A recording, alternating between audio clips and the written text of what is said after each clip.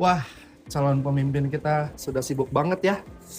Dilihat-lihat banyak juga ide-ide di laptop kamu, tak? Jadi gini Pak, ini rancangan program saya untuk warga desa revitalisasi pertanian terpadu, optimalisasi rantai distribusi hasil panen dan peningkatan efisiensi. Gitu Pak. Tak.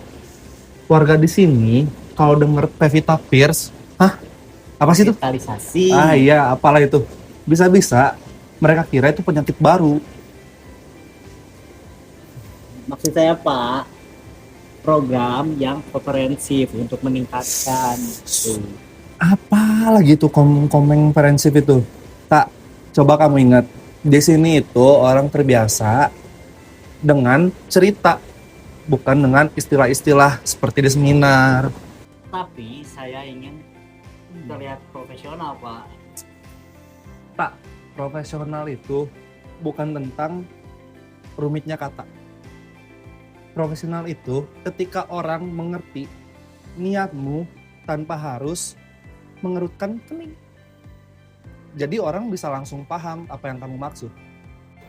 Tak, Bapak mau ngajarin kamu soal tradisi masyarakat di desa ini. Apa tuh Pak kalau boleh tahu? Sini, Bapak kasih lihat.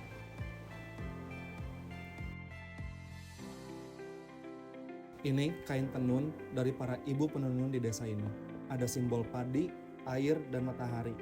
Kalau besok kamu bicara di depan lapangan, di depan mereka, pakai ini di bahu kamu.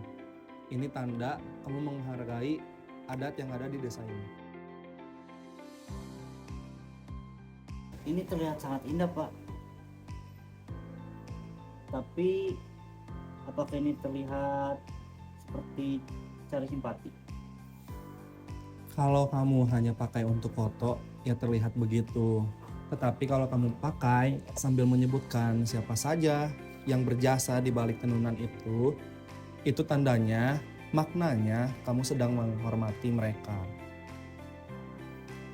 Jadi bukan sekedar simbol doang, tapi untuk pemahaman. Nah, itu dia. Orang di sini, masyarakat di sini mau melihat apakah kamu paham dengan dunia mereka sebelum mereka paham dengan programmu. Kak, coba deh kamu pidato di depan saya. Saya pengen lihat gimana cara kamu pidato. Gimana Baik, Pak. cara kamu menyampaikan pesan kepada masyarakat. Saya akan coba.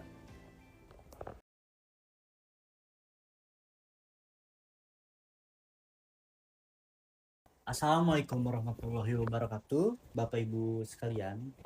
Saya ingin menyampaikan gagasan penguatan ketahanan pangan melalui. Stop. Jangan pakai bahasa formal, Kak. Coba kamu lebih pakai bahasa yang bisa dimengerti sama masyarakat kita di desa ini. Coba. Assalamualaikum warahmatullahi wabarakatuh. Bapak Ibu, saya datang bukan membawa janji besar. Saya cuma ingin bilang, kalau sawah kita hasilnya makin bagus, hidup kita ikut bagus. Kalau jalan ke pasar lancar, gabah kita cepat sampai dan harganya tidak ditawar murah. Kalau anak-anak kita belajar betul, mereka bisa melanjutkan apa yang kita bangun. Nah, itu dia, Kak. Itu yang mau didengar sama masyarakat. Itu yang bisa sampai di hati masyarakat kita. Bagus, bagus. Duduk, duduk, duduk lagi. Baiklah. Kak, ayo ke Bapak lihat, kita lihat-lihat sawah.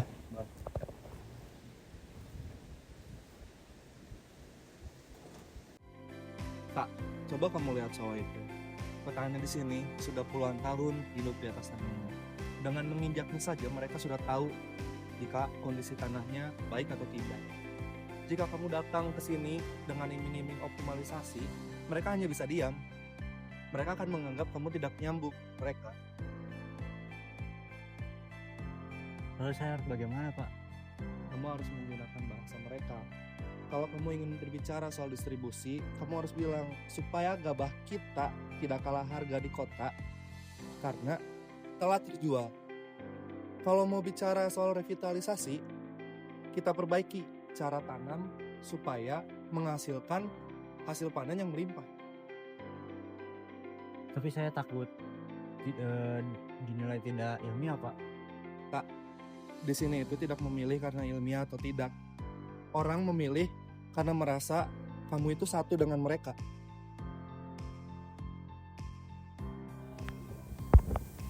Pak, ternyata menjadi pemimpin bukan hanya soal membuat kebijakan yang benar, tapi juga soal cara menyampaikannya. Betul. Bahasa kampung dan bahasa kebijakan harus saling bertemu. Kalau kamu hanya memakai bahasa kebijakan, orang di sini tidak akan merasa kamu dengan mereka itu dekat. Kalau hanya pakai bahasa kampung, orang takut kalau kamu tidak punya rencana apa-apa untuk kehidupan mereka. Campurkan keduanya, itu baru pemimpin yang utuh. Terima kasih, Pak. Besok saya siap bicara di depan warga dengan bahasa mereka. Bagus. Ingat tak, pemimpin itu bukan yang paling tinggi bahasanya, tapi yang paling mudah didekati oleh rakyatnya.